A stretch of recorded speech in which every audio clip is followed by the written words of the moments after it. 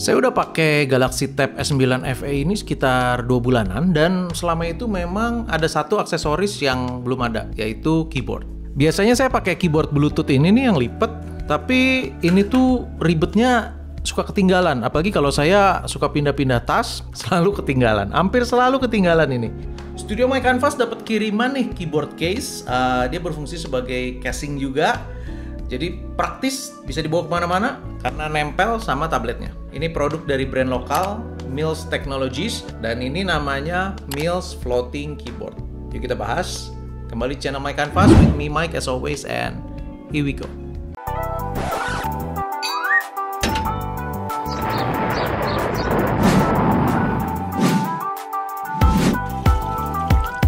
Saya akan tampilkan secara singkat video unboxingnya, cuman untuk ngasih lihat apa aja yang ada di dalam kemasan paket penjualannya. Untuk boxnya ini proper lah, well packed, vacuum sealed, macam produk-produk premium. Di dalamnya pertama kita akan langsung lihat ada silikon penutup keyboard. Ada buku panduannya, ada produk Mills Floating Keyboardnya, dan ada kabel charger Type-C to Type-C. Tapi ya tentu ini nggak ada charger brick-nya ya guys ya. Produk-produk ini hampir selalu nggak ada charger brick-nya, tapi ini bisa menggunakan universal charger atau charger brick smartphone kita yang ada di rumah. Dan yes, ini tipenya memakai baterai rechargeable.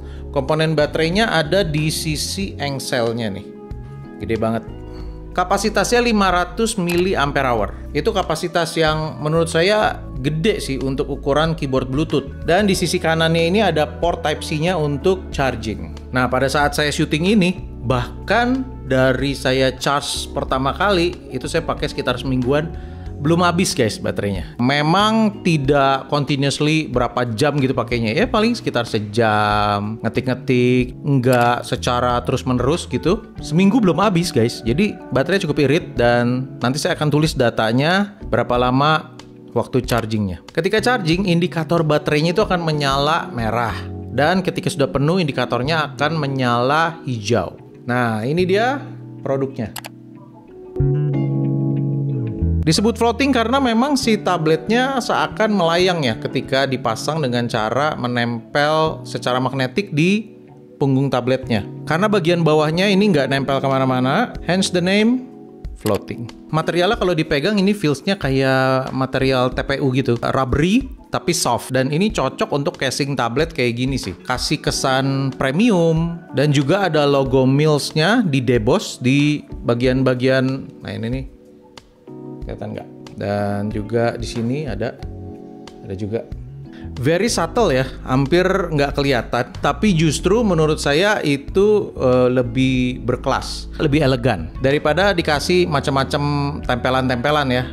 Apalagi kalau ada warna-warni, agak norak sih kalau kayak gitu. Tapi kalau ini jadi elegan aja, kesan premiumnya jadi dapet. Dan juga materialnya ini nggak ada plastik-plastik keras gitu yang kasih kesan murahan gitu ya. So untuk body dan first impression akan build quality-nya saya sih suka. Meskipun minusnya ini bulky banget ya, alias tebel. Dan kalau udah dipasangin sama tablet Tab S9 FE-nya itu tebelnya jadi 1,9 cm. Beratnya jadi 1133 gram. Artinya ini udah tembus 1 kilo. Lumayan tebel dan berat jadinya untuk ukuran tablet yang portable. Ya, tapi masih oke lah. Bagian belakang ini ada slot untuk S Pen-nya. Dan seperti yang kita tahu, S Pen itu kan ditempelnya magnetik nih.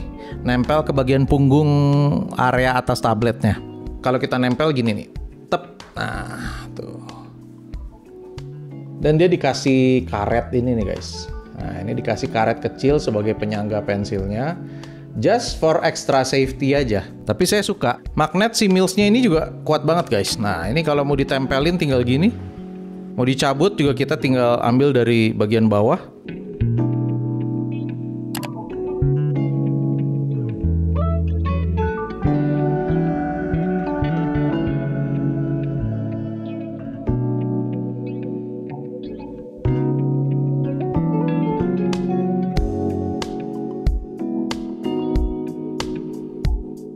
Jadi kalau saya mau main game, tinggal cabut, tinggal main gitu kan. Kalau mau ngetik, tinggal tempelin lagi gini, udah siap untuk ngetik. Kita pindah ke keyboardnya ya. Tombol keyboardnya ini ukurannya kecil-kecil. Bukan full size, ngikutin besar tabletnya tentunya.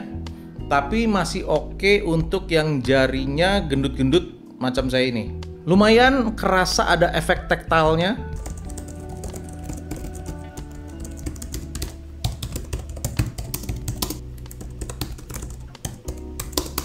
Dan ini travel distance-nya mirip-mirip sama kebanyakan keyboard portable untuk tablet, yaitu di kisaran 1,5 mili. Ini dugaan saya ya, karena memang specs-nya nggak nyebutin itu. Karena ngebandingin dengan keyboard-keyboard tablet saya yang lain, tablet MatePad, iPad, sekitar 1,5 mili juga travel distance-nya. Dan untuk dipakai ngetik ini cukup enak ya guys ya, karena tombol-tombolnya responsif dan kalau neken dari sisi pinggirnya pun tetap terdeteksi. Karena ada keyboard-keyboard yang beredar di pasar, mencetnya harus di tengah.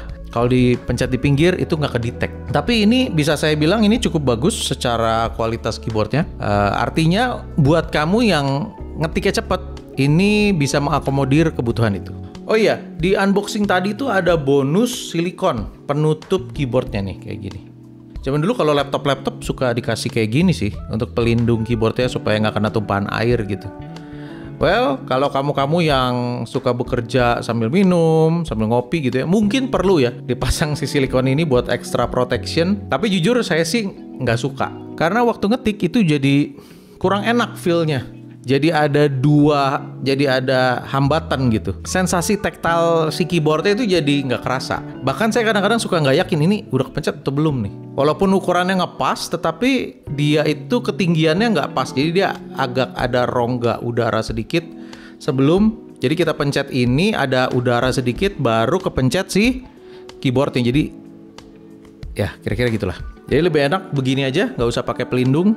Oh ya tentunya semua juga udah ngeh. Di sini itu ada trackpad. Material trackpadnya juga ini oke, nggak kayak material keyboard Bluetooth yang murah-murah. Nah kayak gini nih.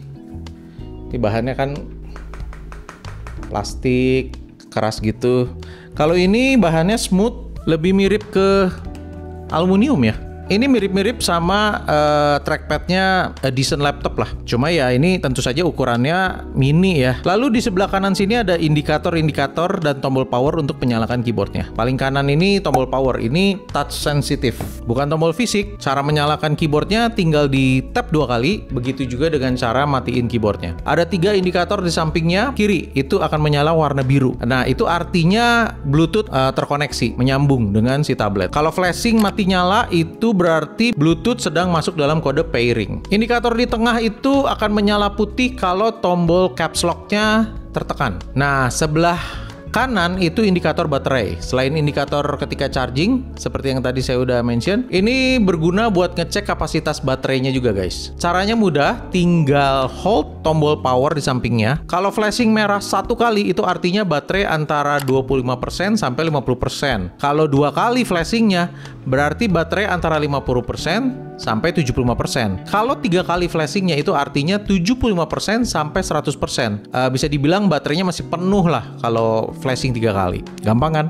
Oh iya, ada satu hal yang saya suka banget, keyboard ini juga ada backlit-nya. Defaultnya itu menyala putih dan akan mati dalam waktu 10 detik kalau keyboardnya nggak digunakan. Ada tombol shortcut juga untuk mengatur tingkat kecerahan. Ada 3 tingkat kecerahan backlit-nya. Tapi selain putih, kita bisa rubah warna backlit-nya juga jadi warna-warni RGB. Tinggal tekan function sama tombol RGB-nya. Tekan berkali-kali untuk melihat pilihan-pilihan warnanya atau kombinasi warnanya. Di situ akan ada kombinasi warna biru, merah, hijau dengan berbagai shade. Jadi ada merahnya lebih muda, ada birunya lebih muda, hijaunya lebih muda. Cuman saya menyayangkan nggak ada mode yang semuanya tuh satu warna. Misalnya kuning-kuning gitu atau biru-biru, merah-merah gitu. Itu nggak ada. Tapi ya masih tetap keren karena jarang banget lihat keyboard kayak gini ada backlit-nya RGB lagi. Tadi saya udah sempat mention Bluetooth ya. Memang koneksi Mills floating keyboard ini memakai Bluetooth, bukan pakai pogo pin di bawah tablet seperti aksesoris orisinalnya Galaxy Tab. Dan ini bisa jadi plus, bisa jadi minus tergantung bagaimana selera masing-masing. Kalau buat saya sih koneksi dengan Bluetooth itu justru sisi plusnya, sisi positifnya keyboard ini. Pairingnya gampang banget. Tadi kita masuk ke mode pairing dengan pencet tombol function dan C.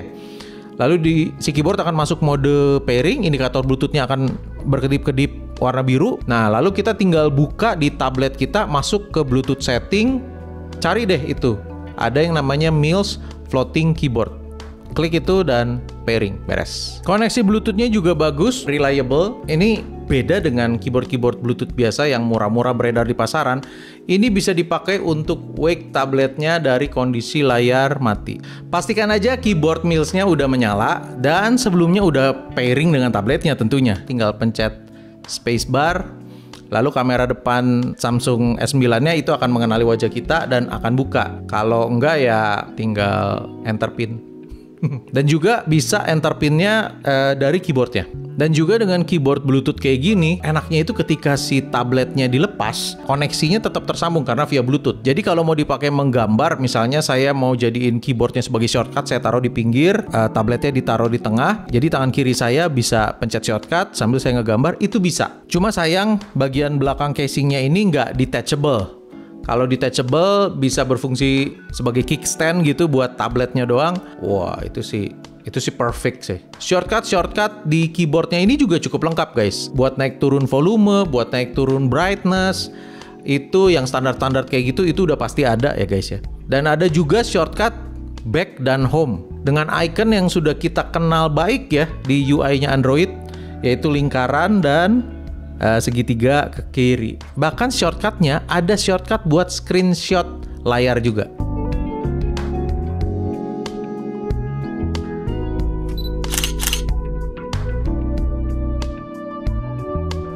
Untuk trackpadnya ini juga memiliki multi-finger gesture yang menyerupai di laptop-laptop Windows. Pins to zoom, mulus pula pins to zoomnya.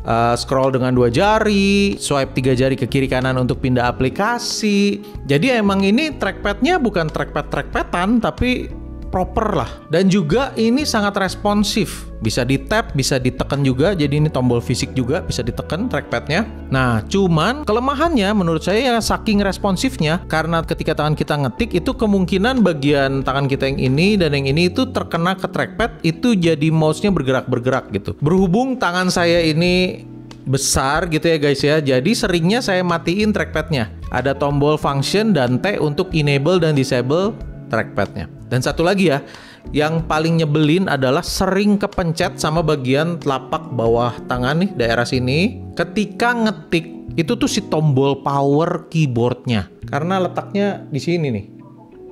Jadi kalau tangan kita lagi ngetik ada di sini, tangan kita ini kepencet tombol powernya. Jadi lagi ngetik-ngetik, tiba-tiba nggak responsif.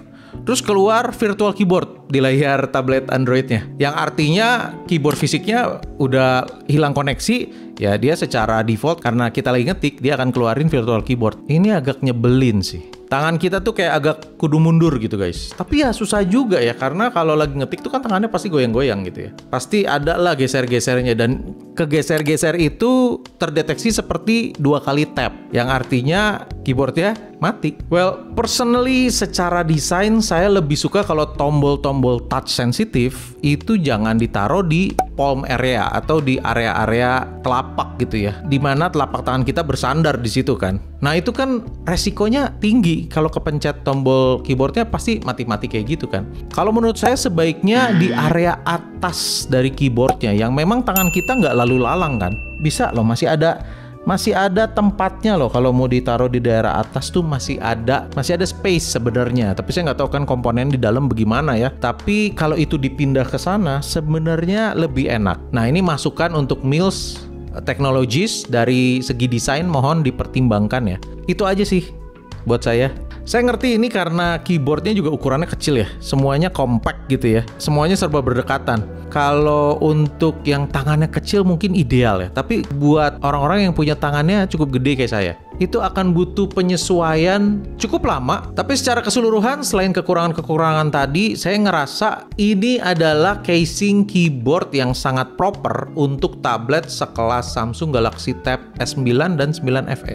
Karena ukurannya S9 dan S9 FE itu sama ya guys. Ini tersedia juga untuk tablet-tablet Galaxy Tab yang lain ya, untuk S7, S8, S9 series, dan juga ukuran-ukuran plusnya ya. S7, S8, S9 itu kan ada ukuran plusnya yang layarnya 12,4 inci, itu ada juga. Nah sekarang kita masuk ke harganya. Harganya itu itu 2.150.000. Nggak aneh harga segini.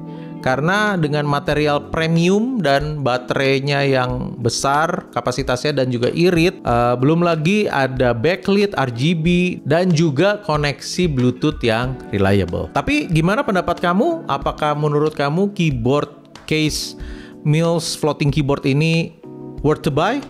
Saya tunggu pendapat kamu di kolom komen ya. Nah, bagi kamu yang tertarik, kamu merasa setelah melihat review singkat ini, wah ini kayaknya keyboardnya ideal nih buat saya gitu ya.